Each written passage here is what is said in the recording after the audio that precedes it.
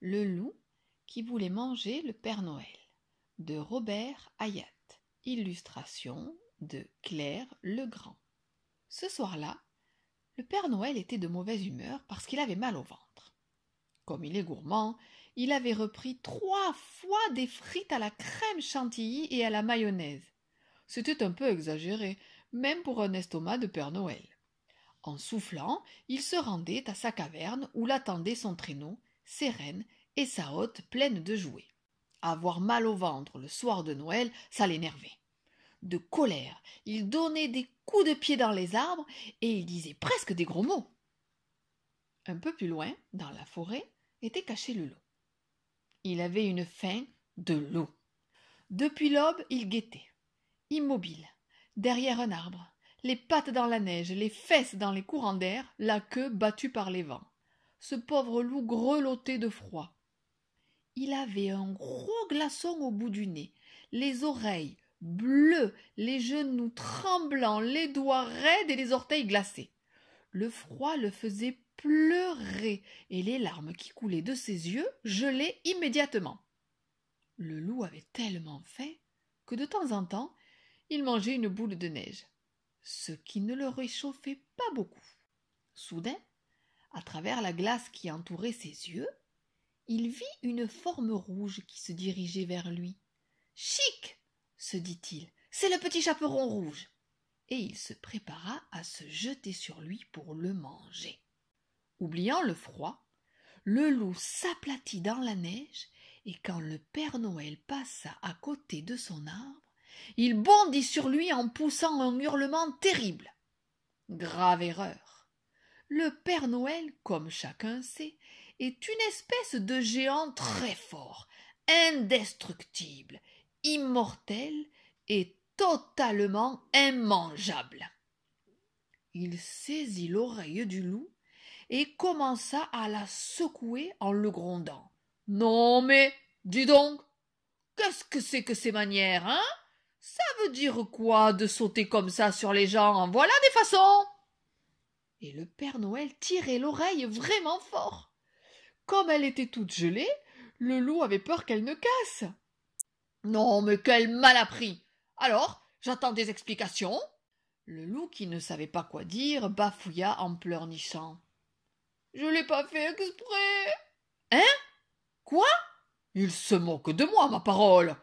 Mais je vais me mettre en colère, mon ami, si tu continues. Non seulement tu te jettes sur moi en hurlant, mais en plus tu oses me dire que tu ne l'as pas fait exprès. Mais quel toupet! Tu as intérêt à t'expliquer si tu ne veux pas que je me fâche pour de bon. » Le loup se disait que s'il avouait au Père Noël qu'il l'avait pris pour le petit chaperon rouge, ce serait pire. Imaginez, guetter une petite fille dans la forêt pour la manger. Alors, ne sachant pas quoi dire, et comme pour sauver son oreille il devait dire quelque chose, bêtement, le loup expliqua au Père Noël qu'il l'avait pris pour un cochon. Oh là là! Traiter le Père Noël de cochon un soir de Noël où il est de mauvaise humeur. Le Père Noël empoigna le loup, le cala sous son bras et lui donna une fessée si forte que les vibrations des claques sur le derrière du loup faisaient tomber la neige des arbres. Le loup criait, pleurait, se débattait en gigotant, mais je vous jure qu'il n'avait plus froid. Quand enfin cela s'arrêta, le loup pensait que le Père Noël allait le laisser tranquille. Mais pas du tout. Alors, comme ça, tu as faim? Oui, un petit peu. Et si j'avais été un cochon, tu m'aurais mangé, hein? Ben non, enfin, juste pour goûter. C'est ça, juste pour goûter. Eh bien, pour ta punition, juste pour rire, tu vas faire un petit travail. Ah? Oui, cette année, c'est toi qui vas faire ma tournée. Voilà, ça t'apprendra. Et c'est seulement quand tu auras distribué tous les jouets demain matin que tu pourras manger. Pas avant. Et gare à toi si tu oublies une seule cheminée. Sans demander au loup s'il était d'accord, vu qu'une punition, ce n'est pas censé faire plaisir à celui qui la reçoit, le Père Noël emmena le loup à la caverne, le déguisa en Père Noël et hop! l'expédia dans le ciel avec le traîneau, les rênes, la hotte, les clochettes et tout ce qu'il faut pour faire une vraie tournée de Père Noël. Le bon vieillard se frottait les mains en riant dans sa barbe. Il avait trouvé là un rude moyen de punir le loup et surtout de rester tranquillement au chaud chez lui. Ces petits exercices avaient même fait passer son mal au ventre. Tout allait bien pour le Père Noël. Mais pour le loup, tout allait mal. Il avait de plus en plus faim et mourait d'envie de manger les rênes du Père Noël. Cependant, il se gardait bien de le faire, de peur que leur redoutable maître ne le transforme en confetti, serpentin, boule puante ou autre bêtise qui amuse les enfants. Du coup, les reines ne se privaient pas de se moquer du loup. Alors commença la nuit la plus terrible que l'on puisse imaginer pour un grand méchant loup. Mettez-vous à la place du grand méchant loup. Déjà, se retrouver comme ça dans le ciel en train de faire la tournée du Père Noël, ça surprend. Mais en plus, être obligé de faire des choses gentilles, généreuses, alors que votre spécialité, c'est de faire peur aux enfants et de les dévorer tout crus, avouez qu'il y a de quoi être complètement tourneboulé. En arrivant sur les toits, le loup lisait les lettres des enfants. Mon cher Père Noël, maintenant je travaille très bien à l'école et je suis très sage. Pour aller encore plus vite à l'école, je voudrais un vélo VTT rouge avec un triple plateau, 15 vitesses et des jantes en carbone.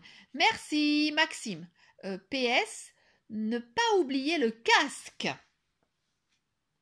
Très cher Père Noël, j'espère que tu vas apporter un train électrique à mon petit frère parce qu'il prend toujours le mien et il l'abîme.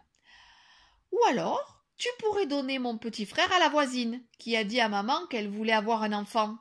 Comme ça, tu m'apporterais un grand circuit de voitures de course que j'installerai dans la chambre de mon petit frère. Je t'embrasse très fort, Hector. Père Noël, je ne fais plus du tout de bêtises. Je suis calme et poli à l'école. Je ne me bats plus avec les copains, sauf s'ils me cherchent. À Noël, je veux un lance-pierre et des gants de boxe. Ciao, Polo. Mon gentil Papa Noël, je t'aime beaucoup. Je suis très gentille à la maison. J'aide mes parents à faire la vaisselle, ma maman à repasser le linge, mon papa à laver les voitures, et tous les soirs je débarrasse la table. Je suis très propre et très soignée. Je me lave les dents tous les jours. Pour Noël, j'aimerais avoir une poupée qui fait pipi et caca et qui bave. Je t'envoie 1000 Mimi et Mimi. Et dans chaque lettre, les enfants envoyaient des baisers, des cajoleries, des mamours, des gentillesses, des promesses. De quoi remplir les hôtes de tous les faux Père Noël du monde qu'on voit dans les rues et dans les magasins. Le loup en était tout bredouillant. Il découvrait que les enfants n'étaient pas seulement bons à manger, mais qu'à l'occasion ils pouvaient être rusés, malins et aussi déterminés que des petits loups. Sauf peut-être celui-ci. Mon cher Père Noël, cette année, je ne veux pas de cadeau pour moi, mais je voudrais te demander quelque chose pour mon grand-père. Il avait une jolie petite chèvre qui s'appelait Blanchette. Un jour, elle s'est sauvée dans la montagne, et le loup l'a mangée. Depuis, mon grand-père passe ses journées assis dans un vieux fauteuil, à regarder la montagne sans rien dire. Si tu pouvais lui donner une autre petite chèvre, je suis sûre qu'il guérirait sa tristesse. Merci, Père Noël.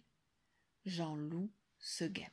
Alors le loup, en retenant ses larmes, glissa une jolie petite chèvre blanche dans la cheminée, en faisant bien attention de ne pas la salir avec la suie.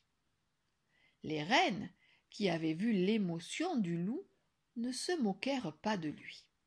Mais le souvenir de Blanchette n'avait pas calmé la faim du loup. La nuit avançait. Plus le loup distribuait les jouets et les friandises, et plus il avait faim.